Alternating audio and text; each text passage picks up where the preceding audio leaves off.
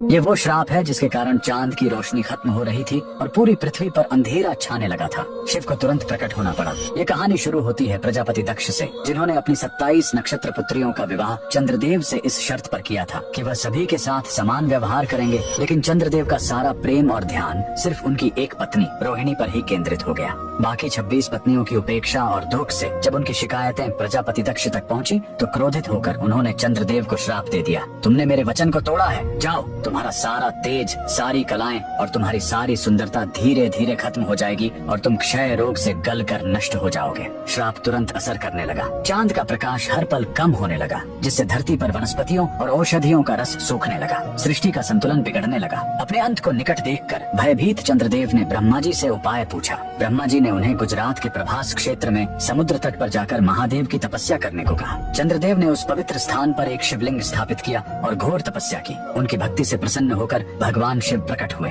उन्होंने कहा, मैं दक्ष के श्राप को पूरी तरह खत्म तो नहीं कर सकता, लेकिन उसका प्रभाव कम कर सकता हूँ। शिव ने वरदान दिया, तुम कृष्ण पक्ष में 15 दिन क्षीण होगे, लेकिन शुक्ल पक्ष में 15 दिन फिर से पूर्ण हो जाओगे। उन्होंने चंद्र को अपने मस्तक पर धारण कर लिया और चंद्रशेखर कहलाए। और जिस ज्योतिर्लिंग की चंद्र ने पूजा की थी वो सोमनाथ, सोम यानी चंद्र के नाथ के नाम से प्रसिद्ध हुआ। और यही सोमनाथ मंदिर भारत का पहला ज्योतिर्लिंग आज भी गुजरात के वेरावल में उसी समुद्र तट पर शान से खड़ा है, जहाँ चंद्रदेव ने श्राप से मुक्ति पाई थी। लेकिन रुकिए, इस मंदिर का एक और रहस्य है। यहाँ मौजूद बाण स्तंभ ये बताता है कि यहाँ से लेकर दक्षिणी ध्रुव तक समुद्र के रास्ते में कोई जमीन नहीं है। भगवान शिव के भक्त कमेंट में हर हर महादेव जरूर लिखें।